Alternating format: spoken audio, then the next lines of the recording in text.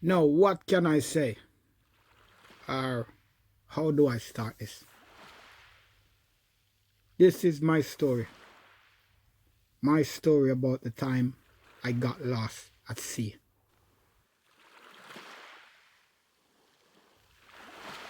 Let's go. Now, what happened? In 1997, I think it was the 14th, Friday the 14th of November 1997. I remember that day because I'm a football fan, and I remember, I think Italy was going to be playing their World Cup qualifying that day as well. But also Jamaica had a World Cup qualifying game the Sunday. So that this incident that I'm talking about happened or started on the Friday, the 14th. So I woke early in the morning. Me and my cousin and a few guys planned to go to the sea to do some deep sea fishing. My mom, she always wake early anyway, very early in the morning. That morning, it seems to me as if she wake a bit even earlier than she normally would. And when I wake up, she already had a couple ripe bananas and two oranges and two packs of biscuit for me on the table because she knew I was going to sea in the morning. I ran out the house. I was excited. I ran out the house to go and meet my cousins. We went to the seaside. We went on a boat, and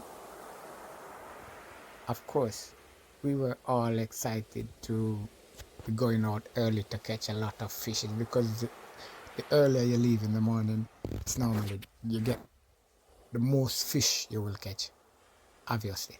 So we went out there on the boat, going out in the ocean. The sea was rough. I remember that as well. It started off like that, then strangely it get calm. Then we start catching a lot of fish, a lot of bonitas and some sea bass, and we were very excited. It was just a nice vibes in the day. Well excited, looking forward to the end of the day. And then suddenly we look further out, way out in the ocean, and saw a lot of birds. Those gulls, those seagulls flying over, and one of the guy there, well, that guy, he was like he was special in spotting the birds because those birds would normally tell you where the fishes are, and he was very good at spotting those birds. He went on the bow of the boat, the front, while the boat was well, moving fast, and he was looking and he was saying, oh, there is some birds over there, but the direction that he was pointing was away from land, so it was way out in the ocean. So we went in the direction of the birds, and then we start catching a lot more fish, and we was all excited. It was just a crazy day. We just catching fishes and fishes and fishes and big fish, all different kind of fish. And while we were doing it, a few boats passed us with people that we know from our fishing beach as well, and they called to us and we waved to them, and it seems like they also got a lot of fish.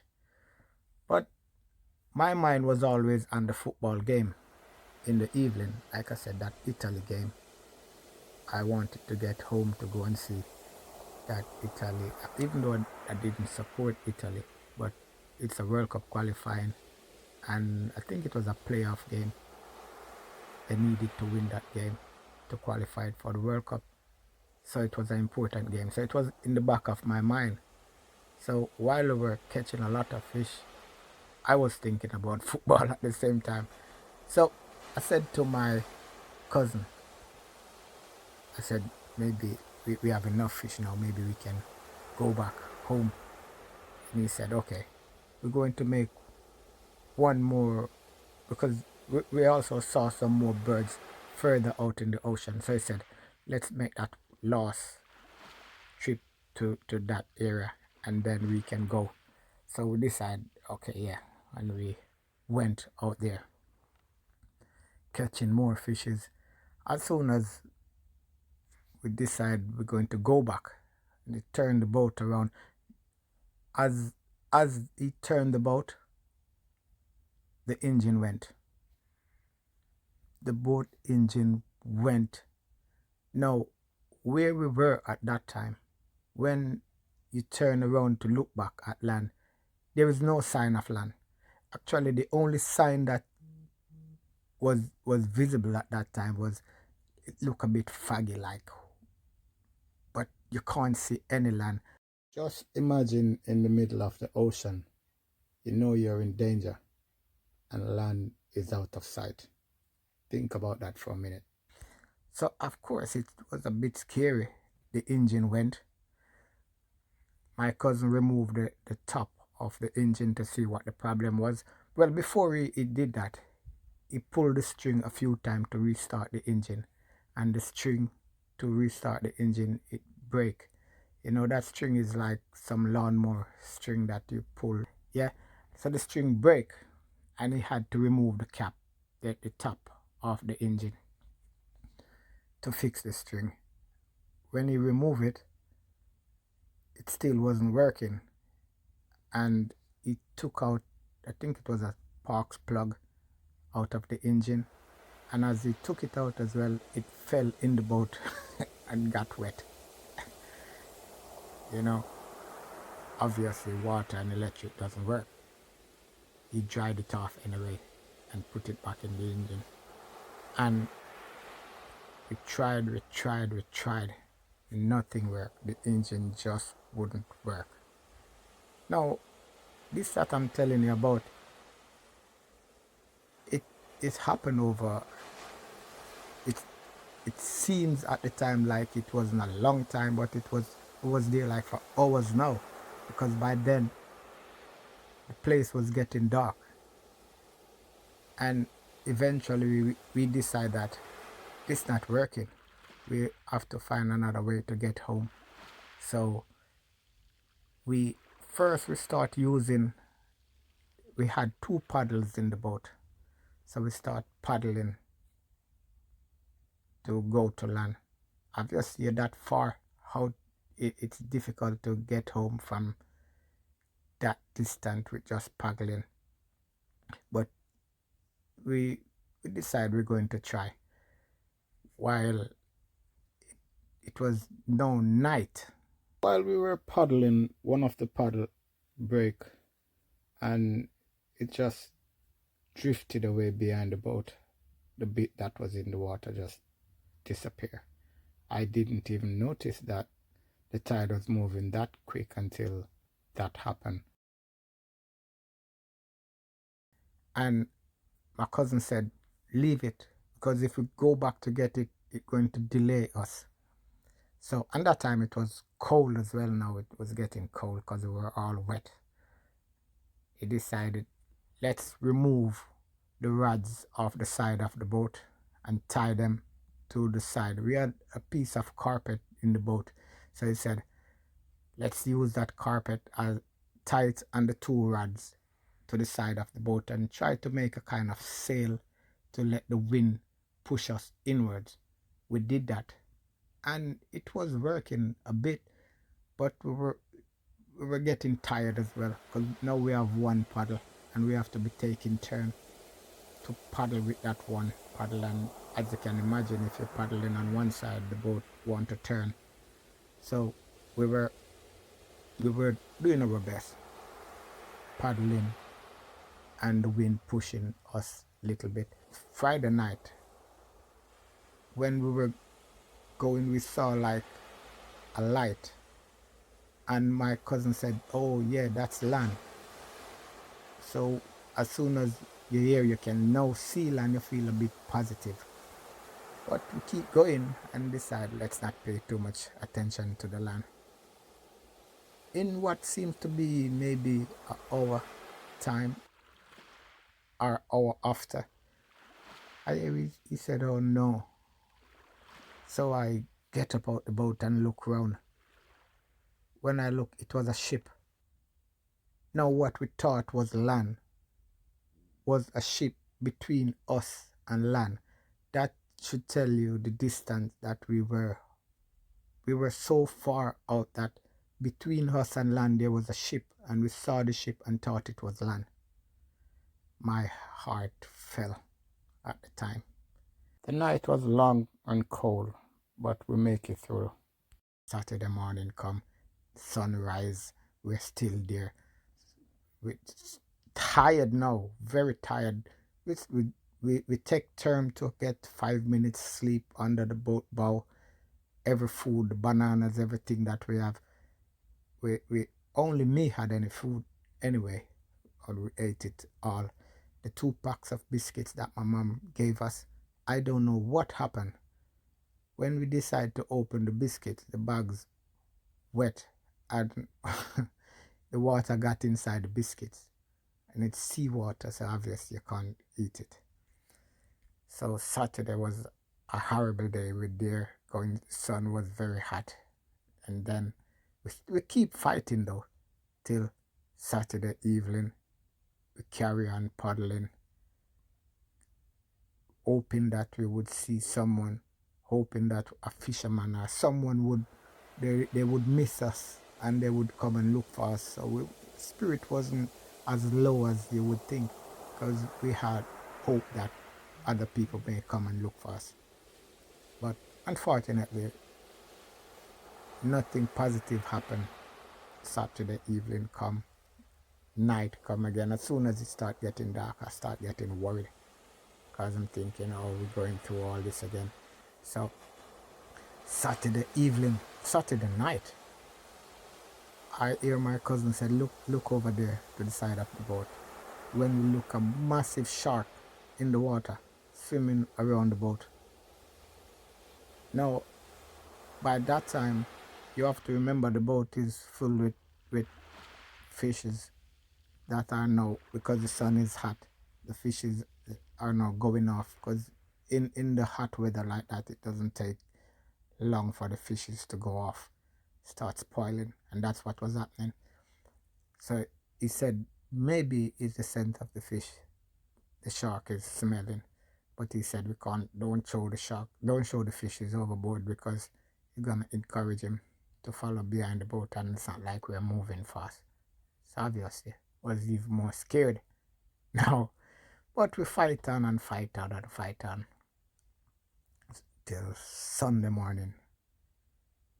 Sunday morning, we look out and you can see bit of the land Sunday morning,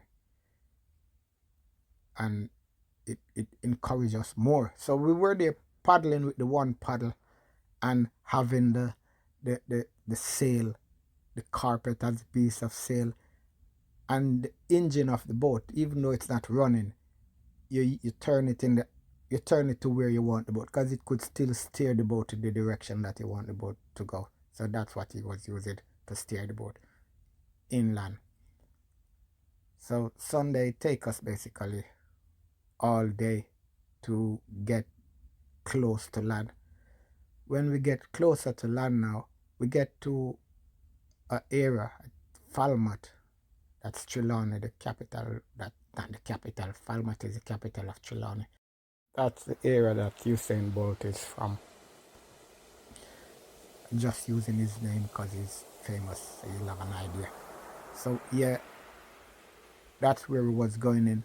And there was like a canal, and we're entering the mouth of the canal, and it seems like the wind was coming out of the canal and going straight to us, and get caught in the makeshift sail that we had, and start pushing us back out in the ocean. So after all that hard work, we start feeling like, look what's happening to us now, we're heading back out. So we quickly remove the sail and start paddling even with our hand, because now we're closer to land. And then we can see people standing on the beach. When eventually we got closer to the beach, and we hear people saying, "Oh, oh, you need help. Do you need help? We don't need help." And they thought when eventually I didn't wait until the boat get right. I jump out the boat before it even get where I can stand because I just want to be off the boat. When I got on the land, all the people were saying, "We thought you was Asian," because at that time there was a lot of people from Haiti that was crossing coming to Jamaica on boats. I think they were trying to get to Miami, ending up in Jamaica. So the people were saying they thought we were Haitian refugees, you know. So they were there like wanting to help us. But as soon as they realized that we were the missing people, they start saying, "Oh, there was a lady last night. A lady came with some guys in a car from Montego Bay. They were looking for you guys and they were asking us if we saw anything." Obviously, that's when my mother, she was, I, I can imagine how sad she were because she lost one of her daughter in a sad anyway. I don't want to speak much about that.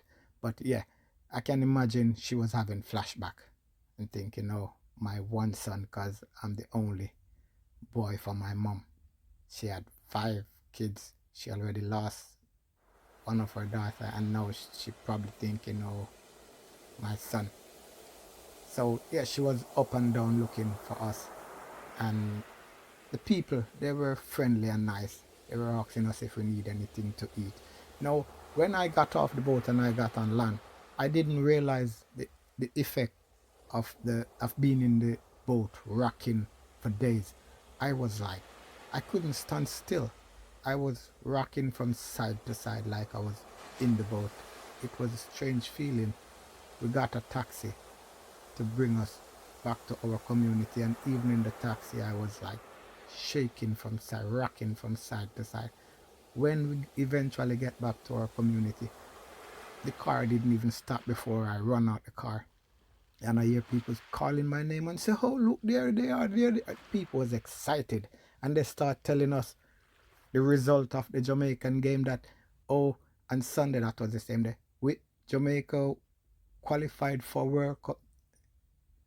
I didn't get to see that game. I was sad about that because I wanted to see the Italy game plus the Jamaica game. But I was excited to hear that we made it to the World Cup, and the people was excited, and you know, I went in the square, and me and my friends, and I run around to my home to make sure I see my mom first, and she hugged me and she was excited. And you know, the night I went back on the road and have a couple beers with my friends right in the square, just enjoying ourselves, celebrating Jamaica qualifying for the World Cup. And then in the night, I went to my bed, and could I sleep? I expected that I would sleep like a baby, but the opposite happened because the bed was like rocking like I was in the boat. So I didn't enjoy the sleep. Anyway, I know it's a dry ending, but that's the end of my story. It was at that time when it happened, it was horrible, but the ending for me was exciting. Of course, it would be because Jamaica qualified for the World Cup, and I got home safe. Me and my family, my friends that was there, we just celebrate and enjoy ourselves. So yeah, that's my story. What do you think about it? Leave your views in the comment section, and I have many more videos on the channel. I don't think I will be doing another video like this. Just people been asking me to do to tell my story. So I have other stories that I could tell about my time in the military or stuff like that. But maybe if people request it, I will. But now this is it. Just watch my channel for more videos and enjoy them. And I'll see you in the next video. Until then, I am out.